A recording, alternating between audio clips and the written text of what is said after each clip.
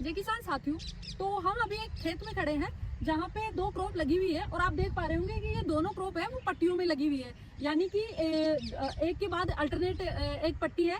और ये जो तरीका होता है क्रॉपिंग का, इसे स्ट्रिप क्रॉपिंग या स्ट्रिप इंटरक्रॉपिंग भी बोल देते थे। तो ये जो स्ट्रिप जो क्रॉपिंग है ये स्पेशली उन एरियाज में किया जाता है जहाँ पे ज़्यादा इरोजन वगैरह होता है, यानी कि वाटर इरोजन होता है। तो उन एरियाज में स्ट्रिप जो क्रॉपिंग है वो फॉलो करी जाती है।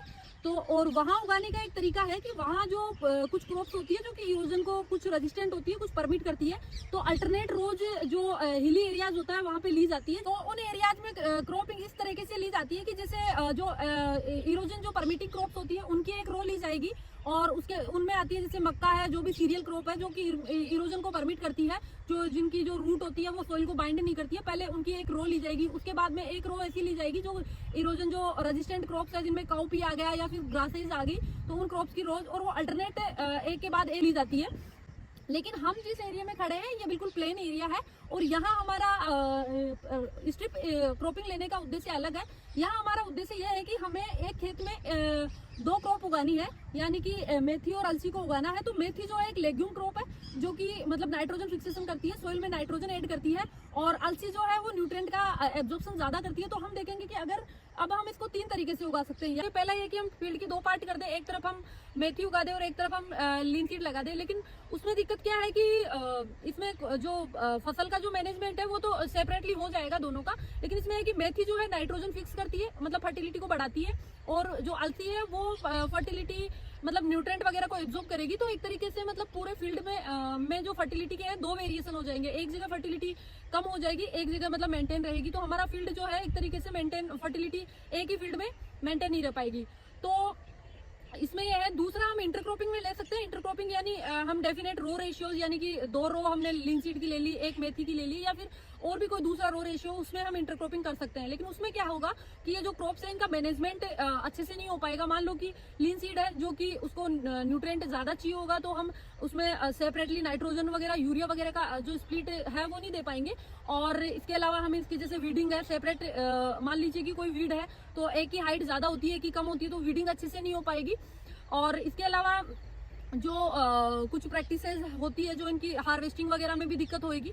तो ये दोनों ही तरीके हैं। इसके अलावा जो एक स्ट्रिप क्रॉपिंग है इसमें हम फर्टिलिटी को भी मेंटेन कर सकते हैं और इसमें हम इनकी दोनों की सेपरेटली हम जो एग्रोनॉमी की प्रैक्टिसेस है वो भी कर सकते हैं। वो कैसे? वो ऐसे कि हमें इनको स्ट्रिप में उगाना है। तो एक स्ट्रिप होती है उसमें हम जैसे ये मेथी है, ये वाली स्ट्रिप है, ये मेथी की है, और ये वाली स्ट्रिप है ये है लीन सीड की स्ट्रिप। तो अगर हमें लीन सीड में हमें यूरिया देना है स्प्लिट में, क्योंकि इसमें स्टार्टर डोज लगती है, उसके बाद हमें इसमें यूरिया वगैरह नहीं देना है। लेकिन अगर हमें उसमें देना है तो हम उसमें सेपरेटली एक स्ट्रिप में दे सकते हैं मेथी को छोड़ते हुए। तो इसमें हम न्यूट्रिएंट दे सकते हैं। इसके अलावा मेथी क्या करेगी, नाइट्रोजन फिक्सेशन करेगी, न्यूट्रिएंट ऐड करेगी सोइल में, और जैसे ही हम इसको प्लो या हेरोइंग करेंगे पूरे खेत को, तो मिट्टी एक दूसरे में मिल जाएगी और जो सोइल की फर्टिलिटी है वो मेंटेन रहेगी। तो ये एक अच्छा मतलब तरीका है स्ट्रिप जो क्रॉपिंग होती है। अब हम बात करें कि इसकी सोइंग कैसे की जाए, तो इसकी सोइंग के लिए जो सोइंग होती है वो भी हम सेपरेटली दोनों की कर सकते हैं। वो ऐसे कि हम सीड ड्रिल होती है, सीड ड्रिल में हम जैसे हमने इसको इसकी सोइंग करने के लिए हमने जो 7 टाइम्स वाली जो सीड ड्रिल होती है वो यूज करी थी। और उसमें क्या किया था, जो बीच वाला पोर्शन था हमने उसको किसी एक लोहे का जो चादर होती है उससे सेपरेट कर दिया था।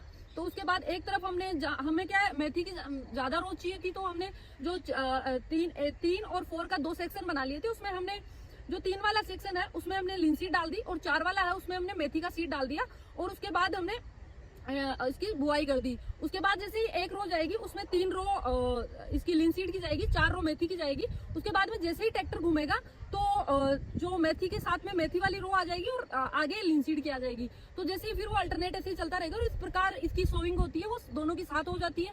सेपरेटली हम उनकी एग्रोनॉमिक प्रैक्टिसेस कर सकते हैं। इसके अलावा ये फर्टिलिटी भी मेंटेन करेगी।